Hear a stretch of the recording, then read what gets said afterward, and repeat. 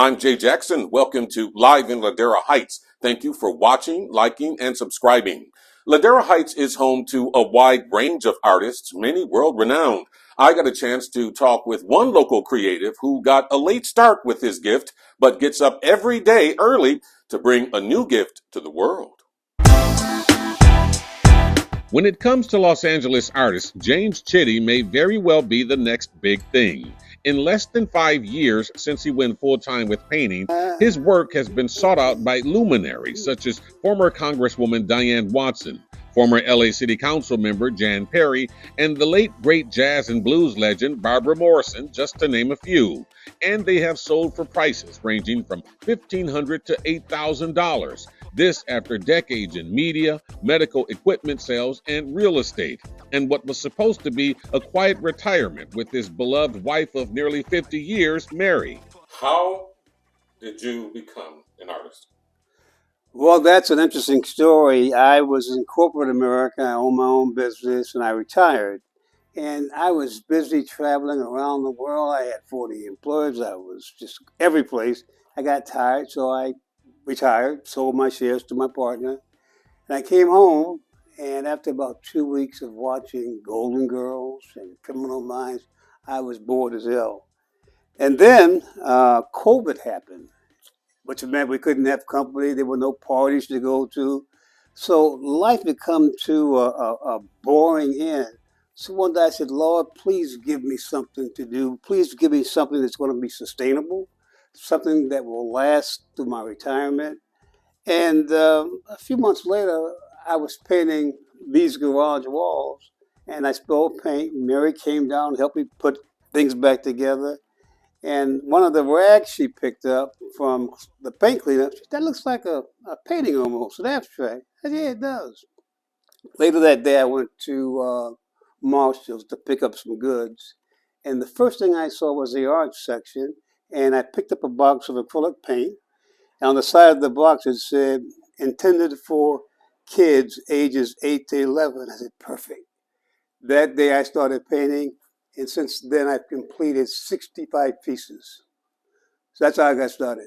Now, Chitty says 7 days a week, or as many days as possible, you can find him with a paintbrush in his hand, a hand guided by more than his own thoughts and ideas. When I sit down to paint right here at this easel, I don't come with any intentions. I leave my mind open, and soon as I begin dabbing on the canvas, a story starts to develop. You'll see characters in my paintings. My mom is a great inspiration. I talk to her all the time. She's deceased. But the spirits guide me in the work that I do. All of these are unfinished. Some of them have been sitting there for probably, 2 to 3 years. Chitty says when it comes to his art, it's a calling of sorts, and each work has a story to tell. This painting speaks to the demise of the black jockey. When we would see these statues throughout the South and even in the North, they were demeaning of black jockeys. Most people don't know that black jockeys controlled horse racing. They won the first 14 Kentucky Derby races. And the Irish decided they wanted black folks out of that business. So they destroyed the barns, they destroyed the horses, they killed some of the jockeys. And this sort of tells that story. One of my favorite paintings.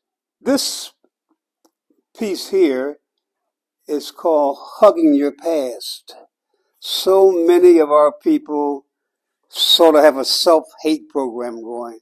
But you have to understand that you have to love and adore everything about yourself. This is one of my big sellers. And over here, my grandmother was in a national group called the Eastern Star. And in fact, there were many of my friends across the country whose grandparents were Eastern Stars. And in the summertime, each chapter would have a picnic. The Eastern Star wore white wherever they went. And here they are outside of Allendale, South Carolina. And they're having a picnic and they're tossing balloons and they're praying.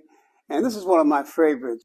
Chitty's work has been in local galleries and he does shows in his Ladera Heights home. It provides more intimacy, a chance for art lovers to better connect to the work and what he, as an artist, is trying to say. What do you want people to walk away with when they see your paintings? I want people to be drawn into the painting, not just to stop and keep going. And sometimes when I have people over looking at paintings, they'll say, Chitty, come here. What's that? Do I see a spirit or do I see a lady? That looks like my grandmother. Sometimes the spirits that appear in my painting, I don't know. But I've had people come in and recognize a feeling that they get by looking, and that's important. When they get drawn in by the painting, I've done my job. Chitty has been commissioned to place 2 of his pieces in the official LA mayor's mansion known as the Getty House in Windsor Square. And that's it for this episode of Live in Ladera Heights. Please remember to visit our sponsor. Thank you for watching, liking, and subscribing. I'm Jay Jackson. You take care.